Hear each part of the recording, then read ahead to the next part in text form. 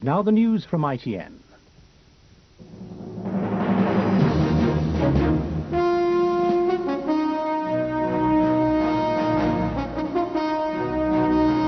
From the headquarters of ITN, News at 10 with Trevor McDonald. America's ready to send peacekeeping troops to Bosnia. Government calls Tory rebels bluff over Maastricht. How an IRA bomber went undercover in suburbia. And babies can drink it, but why was the apple juice scare kept secret?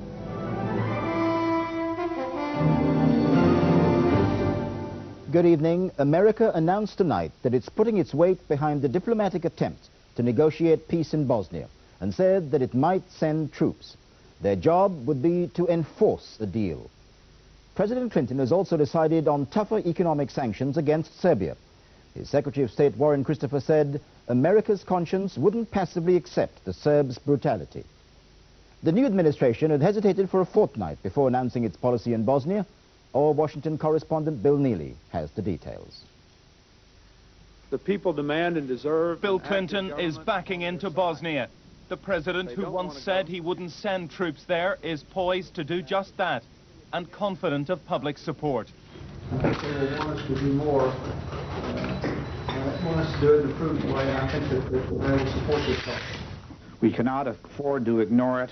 The US said today it would now get involved in the peace talks directly, and if there is agreement, it would help enforce it. We are prepared to use our military power to enforce the agreement if necessary, and I hope that it will be unnecessary to reach that point.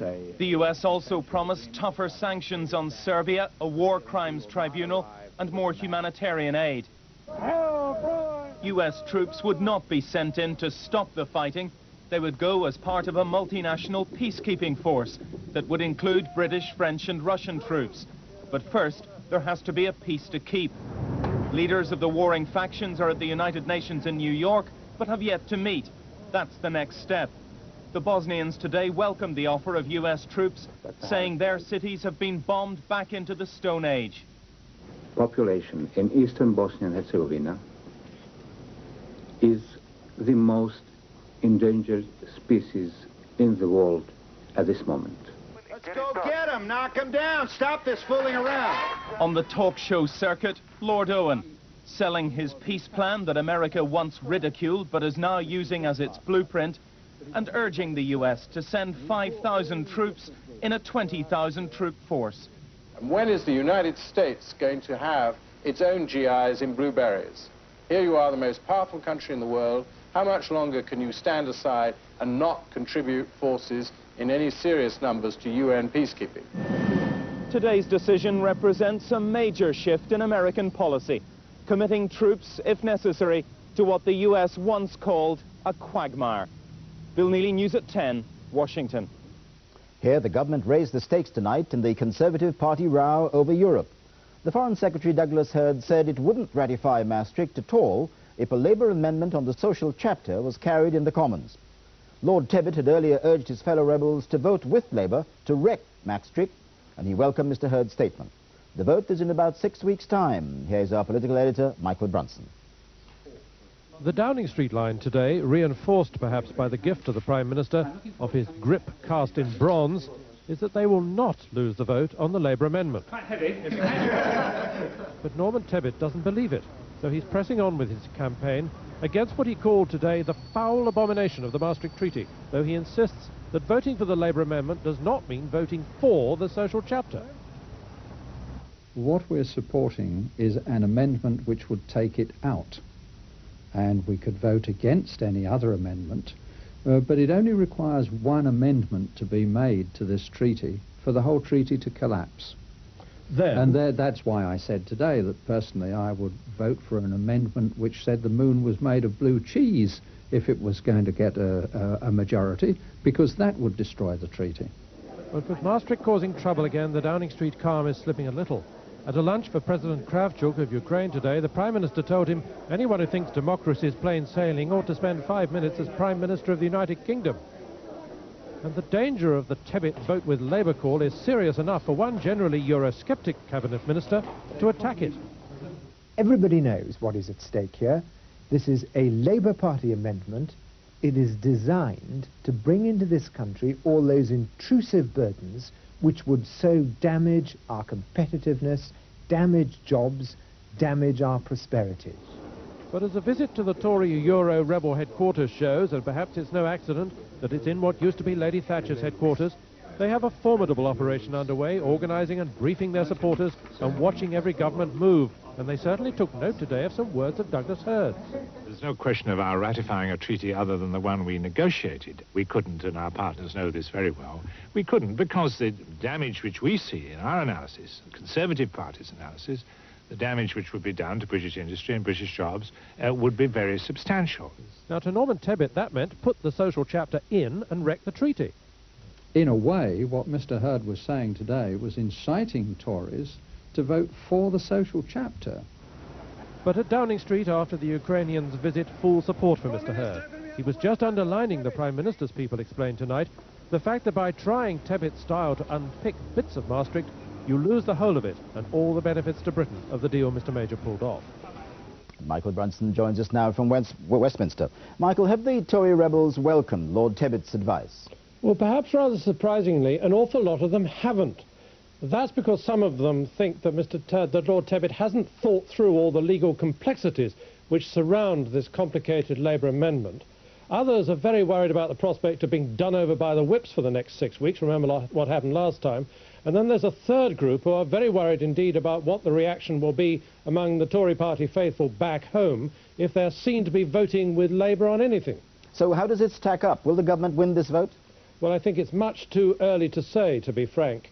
And one of the things you've got to remember is that last time on that absolutely crucial vote on what was called the paving debate, the government scraped home by just 3 votes. Now, they did that with Liberal Democrat support. And this time, we already know that they won't get that Liberal Democrat support. Michael Brunson, thank you. The IRA's odd couple, a 37-year-old terrorist and his 60-year-old lover, were jailed at the Old Bailey today. James Canning was given 30 years for plotting explosions in London and for possessing Semtex. Audrey Lamb got 3. She helped Canning and gave him money. They lived in her house. He kept Semtex under their bed. ITN's Joan Thurkettle reports on the trial that revealed a great deal about how IRA cells on mainland Britain operate. James Canning and Audrey Lamb brought to the Old Bailey amidst tight security for the last day of the trial. The case has centred around a suburban bungalow in West London, the home of 60-year-old Audrey Lamb. It was the perfect cover for James Canning, described by the judge as an IRA quartermaster.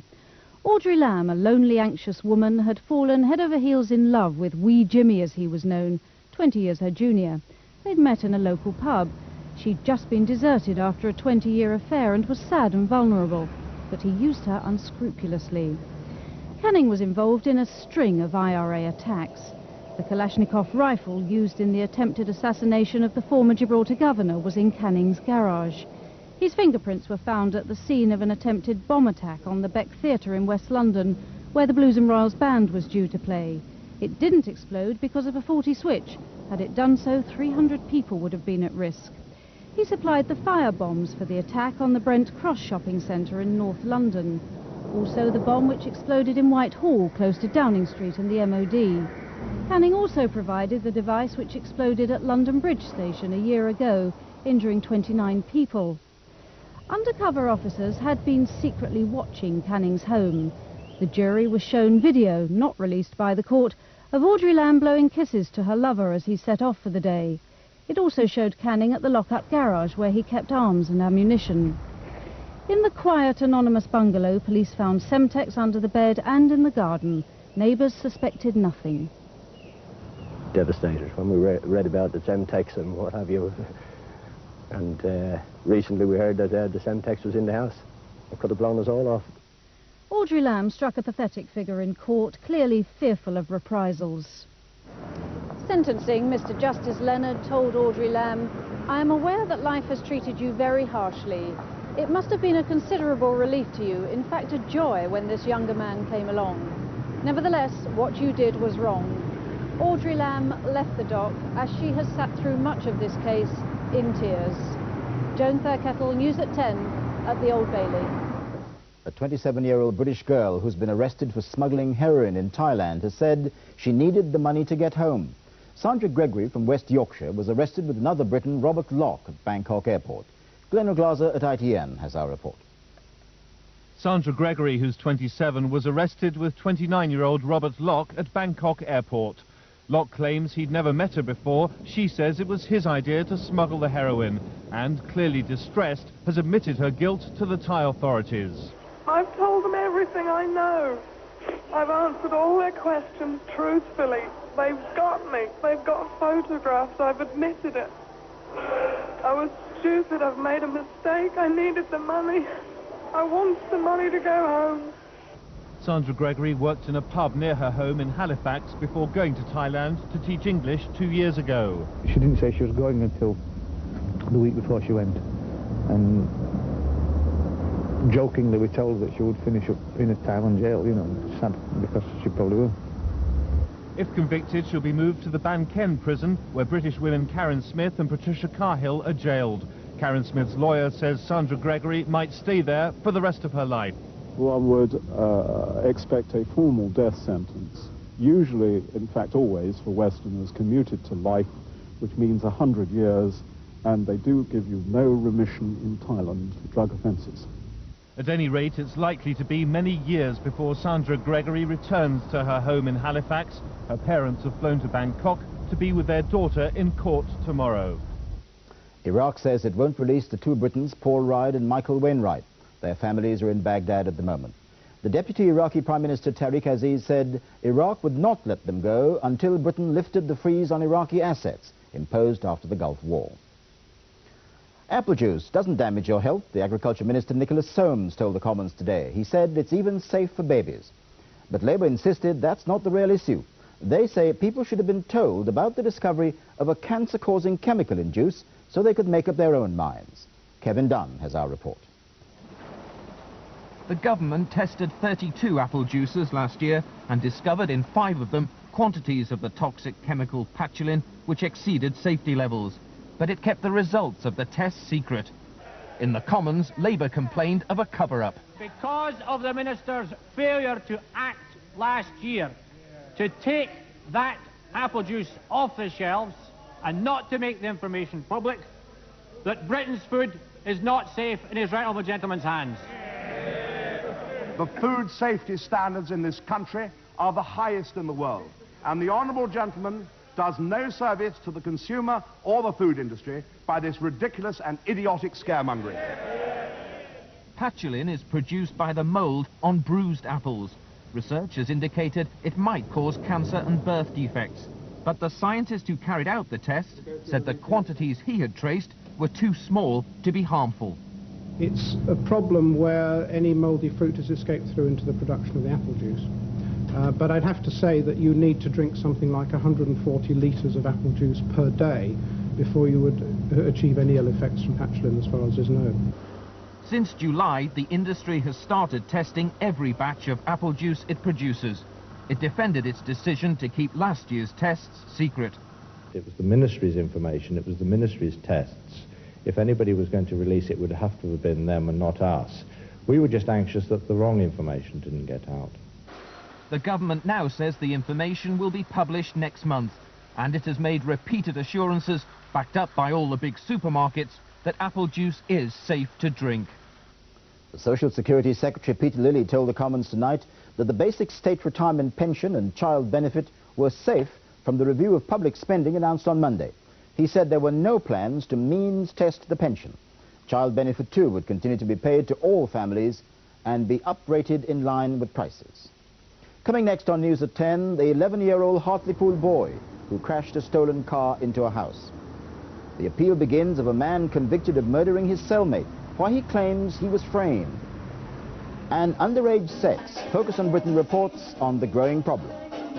It's not just boys, girls, girlfriends pressure, the other friends saying, oh, well, we've done it, why don't you?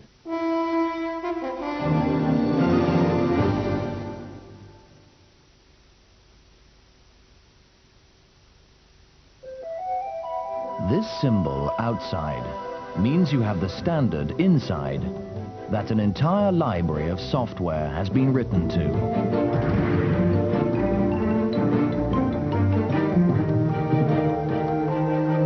The Intel microprocessor. Think of it as a library card that lets you run the software of today and tomorrow. So look for computers that have Intel inside. We saved £100 on the same holiday as our friends. By booking at Land Polly. Ah, get away. Huh?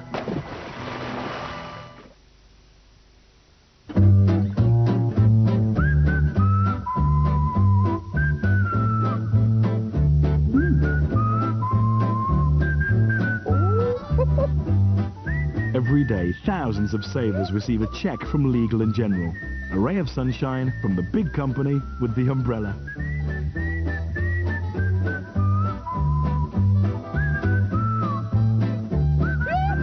Legal & General. Trust us to deliver.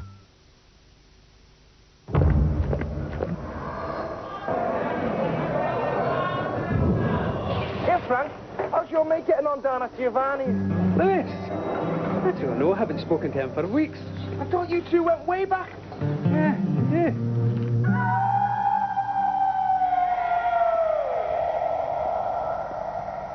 Nah, but you know how it is. Been up to my balls recently. Order for table 3, Frank! Lewis. Oh, Chubby. Giovanni's. Frank! Ah, how you doing, wee man? I've been meaning to call you, but you know how it is. I've been up to my eyeballs recently. So how's it going? Listen, you'll never guess who's working here. Chubby Johnston. You're joking? Oh!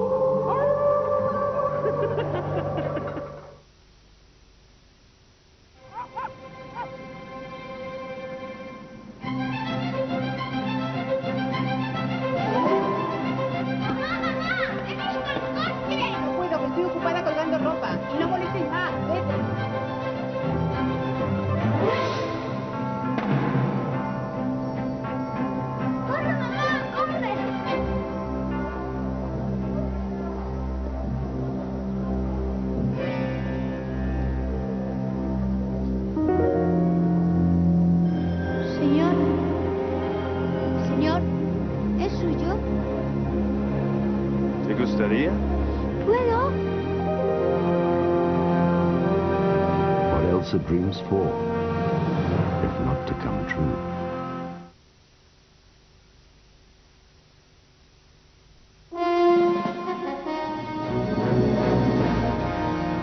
On News at 10 last night, we reported the problems caused by young car thieves in West Belfast. Tonight, the story shifts to Hartlepool. Juvenile car crime is nothing new to the northeast. But today there was another alarming example of how young the criminals are, in this case a boy of 11, and what little regard they have for the law. Here's our Home Affairs reporter Harry Smith. The owner of this corner house in Hartlepool was opening his front gate this morning when a stolen car careered out of control and ploughed through the fence just a few feet from where he was standing. At the wheel of the car was an 11-year-old boy. He was at the wheel. I saw him, the first thing I saw was trying to get the wheel round, you know, to get around the corner, but obviously couldn't get it around far enough. Too small. The boy was arrested by police who'd been chasing the car, but after an hour and a half in the police station, he was back, swaggering along the road and taunting his victim. He'd been summoned for stealing the car to the juvenile panel and then released. He was now free and apparently blaming the police. Ramming them, no need for it, you know. Did they ram you? Yes, Tell them. Rammed us. How old are you? 11 years old. As the youngster rejoined his friends, police admitted they were virtually powerless. Once they are charged or reported by us, it's completely out of our hands. It's dealt with by the courts. And apparently they're back on the street sometimes within half an hour? Very shortly afterwards, yes. It's a case which typifies the concerns of people on estates like this. In the northeast of England, so-called joyriding has become an epidemic. This is the second time this has happened to our garden. It is not as bad this time as last year. January the 3rd last year, they came through the garden, took part of the house as well. While the families here wait for the next incident, the youngster was back among friends, being greeted as a hero. The appeal began today for a man jailed for killing someone he'd never met until they were put in the same police cell. Malcolm Kennedy was found guilty of punching and kicking Patrick Quinn to death on Christmas Eve in 1990. He says he was framed. ITN's David Rose reports.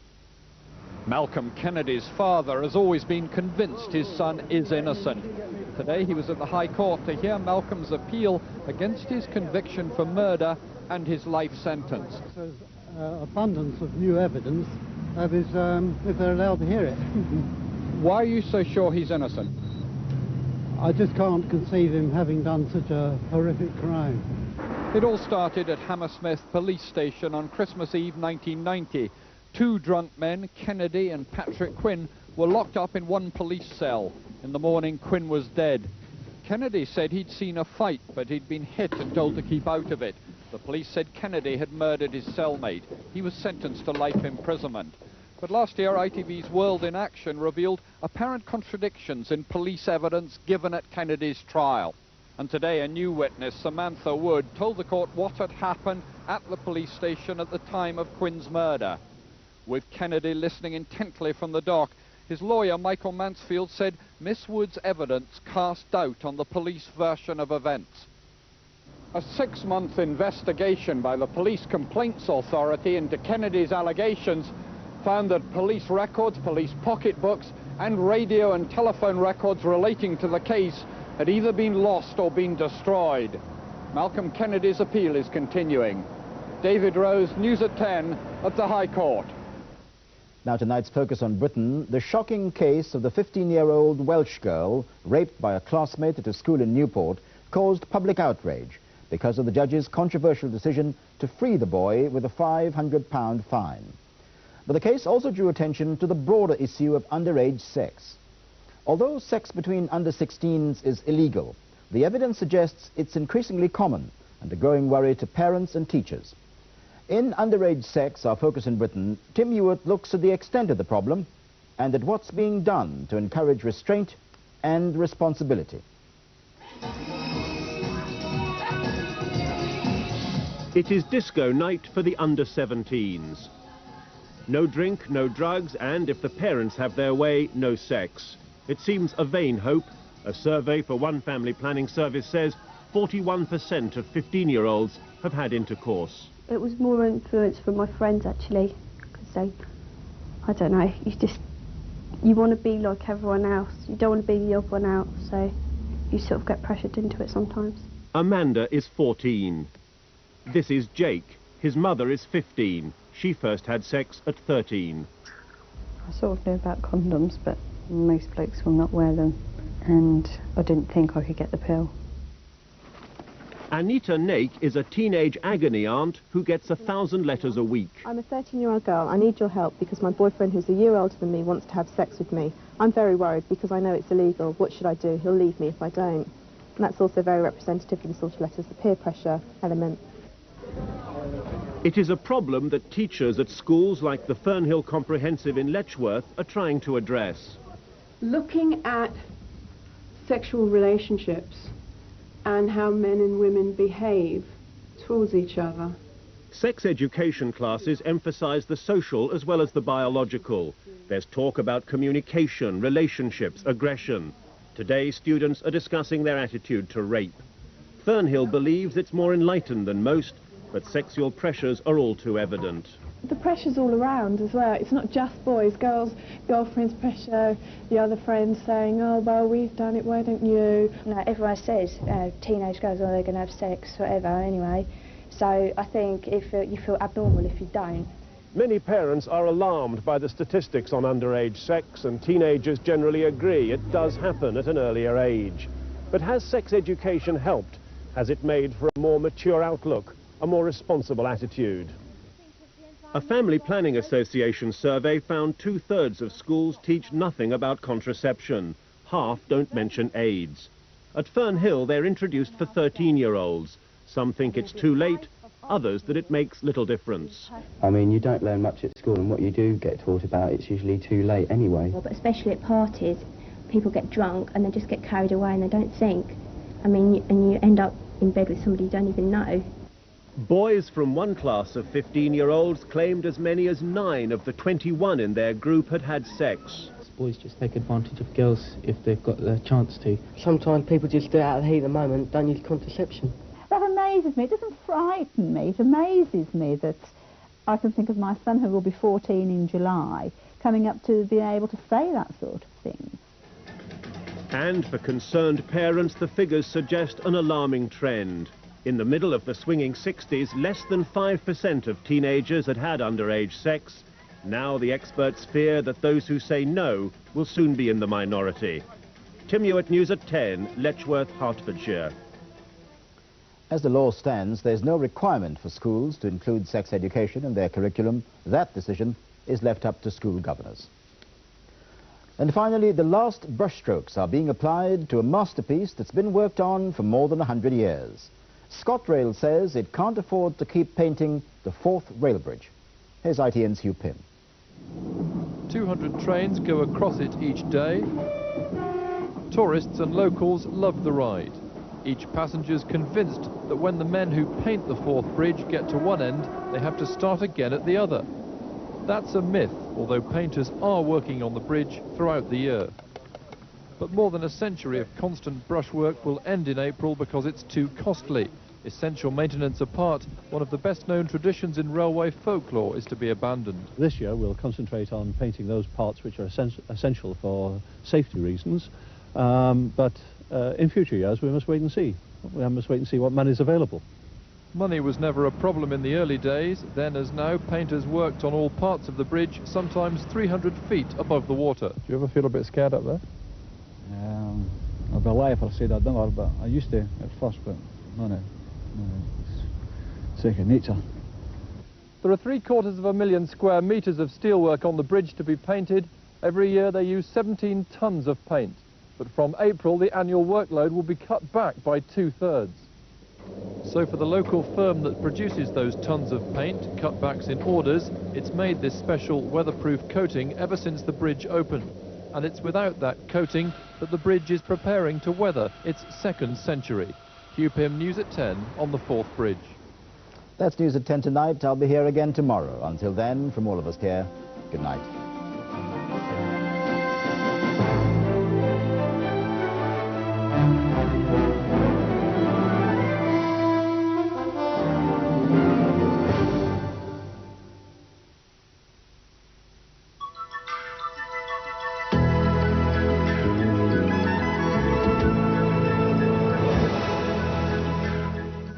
Well, it's been another grey and misty day for most of us, and it looks like yet another grey and misty day to come through the day tomorrow.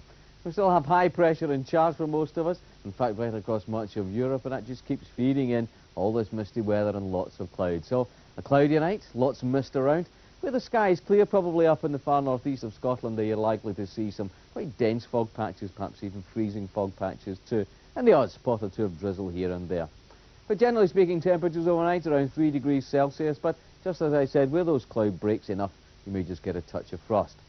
So for tomorrow, well, it's another grey and misty day for most of us, the odd patch of drizzle here and there, particularly near the coast of both eastern England and northwest Scotland. A couple of things happening through the day. I think you'll find the dense fog going away from the Moray Firth, little bits and pieces of sunshine coming out there, Central Highlands too, may even brighten up a little bit in Northern Ireland, northern parts of Wales, even northeast of England may get rid of its fog finally by the end of the day. Temperatures tomorrow, well, these are pretty much what we saw today. Reasonable average is 5, which is 41 Fahrenheit. But up there in the far northeast again, you're likely to see 9, which is 48 degrees Fahrenheit. That's it from me. Good night.